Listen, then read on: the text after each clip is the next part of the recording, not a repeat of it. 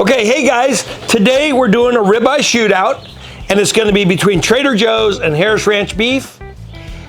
A bit risky here because we went into Trader Joe's, you might have seen it, and we picked these steaks and we looked at them. I thought this looked like a pretty decent steak. It's got some nice marbling, but it came in this package here and there's no grading on it. So we know it's at least standard because of it just says USDA inspected. I know what this is. This is a choice steak because Harris Ranch sent it to us. They gave us a grading on it.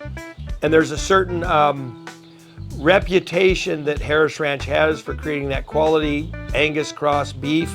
So we eat a lot of their beef. We know the company. They have quality meat for one of the bigger packers. They're a great choice and a safe choice. So this is going to be kind of interesting. Some quick points about when you're looking at your steaks here.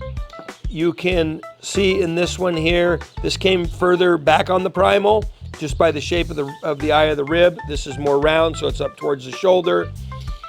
A classic 3/4 cut. This one's a little bit thicker, more of an inch. A little bit lighter color, a little darker color on this one. And this one, when I opened it, kind of had a bit of a different aroma that really wasn't that pleasant to my nose in particular.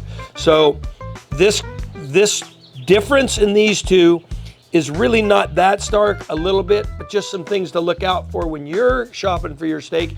If you want a little more tender, the further up on the ribeye with the rib it's gonna be, that'll be better. But you're not gonna go wrong with anything off the primal cut from the rib.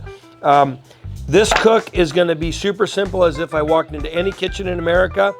Because these aren't super marbled, heavy fat, we're gonna use a little bit of olive oil. We're gonna use our cast iron, and it's gonna be our Stargazer cast iron. We're gonna use just some simple Lowry's garlic salt.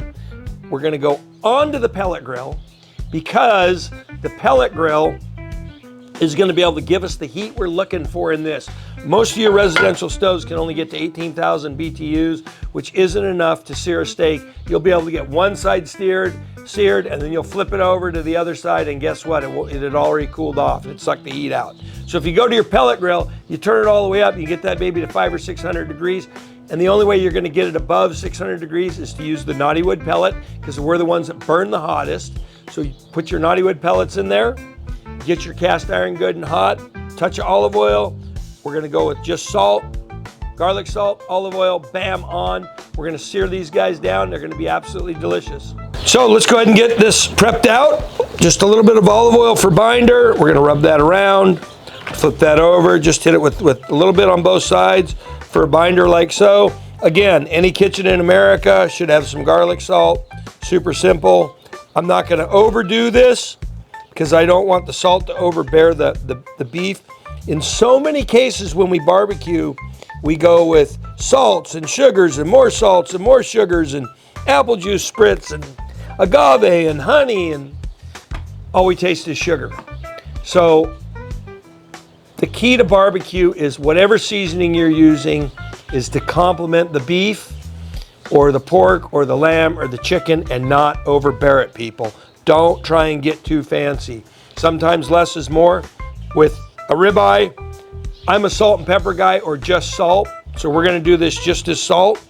And we're gonna do it on the cast iron salt steak method. So a little bit more salt, we'll get on that. Okay, our steaks are prepped. We're gonna go to the grill. Our Trader Joe's steak, we're gonna go on to our cast iron with it here.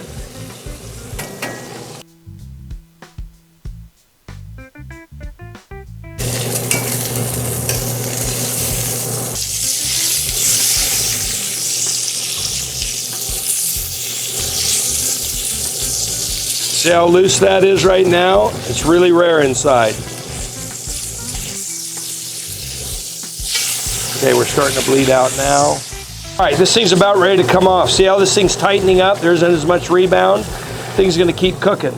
We're gonna go right onto our board. We're gonna let that stand. This thing will actually be at medium when we're done because we put it on a little bit too long. So we're just gonna let that stand for a few minutes and we're gonna cut it. Okay. We've cut the first steak that came off. We let this one stand a little bit more. So we're gonna go ahead and we're gonna trim this guy out and we're gonna go ahead and cut it. This one here's got a little bit more stuff in it that I'm just going to take out right now. This one also cuts quite a bit tougher as well. So let's go ahead and we'll just pull something right out of the center of the eye. We'll try these out side by side out of the center of the eye and see what they're like. Harris Ranch. Nice blend of salt and beef. Trader Joe's.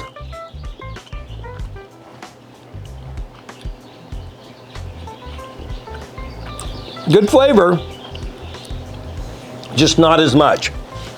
I was kind of expecting this to have a little bit more than it does. It's good, it just doesn't have as much as the Harris Ranch does. Harris Ranch retain more moisture. And it's also more tender. But yeah, very much more flavor, less tender, but still decent.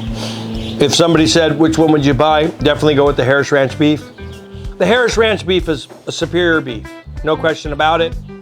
I kind of expected that because there wasn't a grading on the Trader Joe's. Not to say that the Trader Joe's was bad. I don't think there is such thing as a bad ribeye, but it was definitely not as tender as the Harris Ranch, and it didn't have that flavor explosion that you're looking for when you bite into a ribeye. It didn't have the moisture content that the Harris Ranch did. But again, if you're just if you're like doing a carnivore diet, you could eat this steak and it would be fine. But if I'm picking something to impress somebody at a family dinner, I'm going to pick the Harris Ranch every day on Sunday, or every day of the week and twice on Sunday. So that's the wrap of our shootout. Happy grilling.